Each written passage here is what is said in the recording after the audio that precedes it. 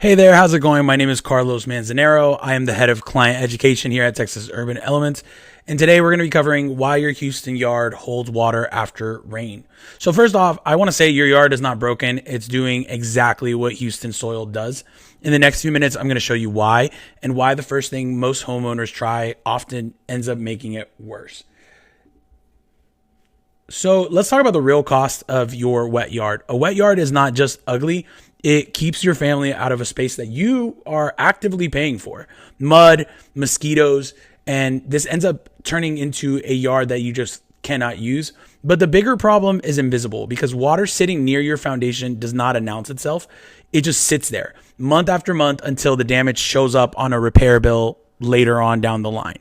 And if you take anything away from this video, is that the puddle is only a symptom. Here is that shift that just changes everything. It is not that the puddle is a problem. It is where the problem ends up. Because filling low spots with dirt just moves the water somewhere else. Dropping a drain in without an exit plan guarantees that you are going to end up with a failing drainage system. Permanent fixes don't end up being permanent when they, don't start at the source. They're just Band-Aid solutions. So why is it that Houston yards specifically struggle? Well, Houston is fighting on two fronts at once. From below, you've got dense clay soil that is just not going to absorb the water. And then once that topsoil is full, the water has nowhere to go. And then from above, you've seen a Houston rainstorm. It is a torrential downpouring. And a typical Houston storm drops massive volume of water in just a few minutes. And when unstoppable water ends up meeting an unmovable barrier, you end up with these beautiful drainage issues that we see. The result is instant drainage problems and muddy yards, mosquitoes, and all that good stuff. So here's what's actually happening under your lawn after a storm. The rain soaks through the first 2 to 3 inches of topsoil very quickly.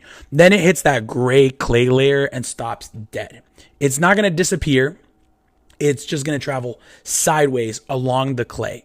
And when that happens, it's going to look for a low point. When it finds that low point, it might be at your patio's edge or at your foundation, and it's just going to stop there and it's going to stay there for days. And even if you can't see this puddle, that doesn't mean it's not right here, right? And oftentimes going underneath the soil and everything, right? And being carried by that gray clay layer. This is not a drainage issue. This is a soil physics problem. So why is it that this problem happens? Well, drainage is a gravity problem. Water needs to be able to be carried off the property down a continuous downhill path to leave your yard on its own. Even a 1/4 inch of fall per foot is enough. If your yard is flat, though, the water is physically trapped. There is absolutely nowhere for it to go, and your concrete is only going to make it worse. Concrete pavers, any really hardscaping, concrete is just going to absorb nothing. Sidewalks, raised patios, and borders end up acting like dams, blocking water from escaping the lawn, just keeping it there and hoping that it evaporates.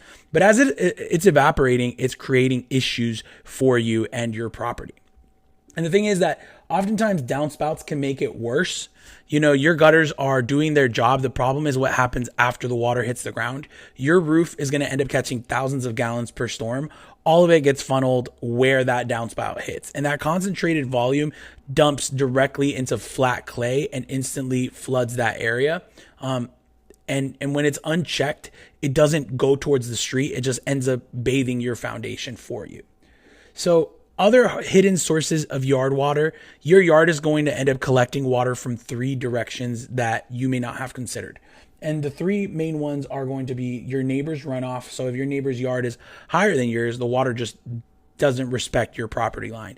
If their yard sits higher, their water becomes your problem. Then you got to take into consideration patio runoff. So large concrete surfaces or hardscape surfaces shed fast and dump directly into any adjacent soil. And then finally, you're looking at swale failure. The neighborhood drainage ditches that move water between lots, when they clog with silt or roots, the whole system ends up backing up and your yard becomes the low point for the block. So how's a drainage system supposed to work, right? So I want you to think of a drainage system like one of those bucket brigades they used to use when fighting fires before they had all the fancy equipment that they have now. Every person in the chain has to be in place. One gap and the water stops. A French drain dropped into a puddle with no mapped exit, with no real systemic thinking, is just a bucket with nowhere to truly empty. There is a second problem. It's pipe capacity. Too many drains feeding into one undersized pipe ends up causing blowouts. And you're not going to be able to see these blowouts if they're underwater. So they're just going, you guessed it, right into your clay soil. And that volume is going to make you think that you have a solution and you're only creating the problem underneath. So what do we do in terms of thinking of a plan, right? Before any solution is designed, 3 questions have to be answered. Where does the water start? Every source, roof, neighbor, patio has to be mapped out. Where does it sit? What are the exact low points that you need to put collection devices into? And then where can it safely go after collected? Are we using a pop-up emitter? Is there a swale in the back? Storm sewer? Really looking to confirm an exit, because no confirmed exit means no working system. These 3 questions are the whole game. So phase 1, we're going to assess the sources. Step 1 is observation during a real storm, if possible. I suggest pulling out your camera and recording a video. Watch where the water enters the yard, track the downspout exits, and check fence lines for neighbor flow. Note how your driveway, I want you to note how your driveway and patio are shedding onto the lawn. What you see in the first 15 minutes of heavy rain tells you more than any dry yard inspection ever could. Then we move on to phase 2, which is capturing the low spots. Once you know where the water collects, you intercept it before it saturates the clay. Low spots get catch basins, active collection points are made. Hardscape edges get things called channel drainages. And channel drains are these long, narrow grates that catch fast-moving sheets of runoff. Once captured, water moves into a smooth wall, solid PVC pipe. We don't do black corrugated pipe. It just does not work long term. An underground highway that is made with with solid PVC is what's going to end up moving the water out of the property with minimal resistance. And then we're creating what is finally a safe discharge. The whole system is only as good as the exit. I've said this multiple times throughout this video. Water has to be routed safely away from the foundation. So when it pops up at the street curb or it's released through a pop-up emitter, and we want it to go and release through that pop-up emitter directly into the storm sewer system, often that is at the end of the street, right, or near the street, they open under pressure and discharge cleanly. And the one rule that is non-negotiable: you cannot push your runoff onto a neighbor's property. Solve your yard, not theirs. So then we end up finishing building our flow plan. You're going to have 4 steps.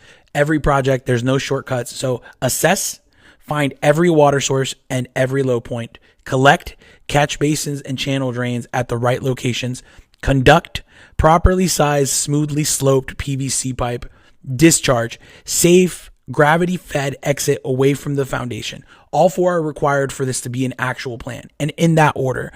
That is what real drainage solutions look like. So if you're looking to stop chasing puddles and start controlling the flow, you now know what your yard is doing. Now you know why your yard holds water and why random fixes just don't hold. The next video is going to show you exactly how we build these systems from the ground up. Watch it. This is part of a series. Then don't hesitate to reach out. TexasUrbanElements.com. Give us a call, 832-304-7007. Thanks.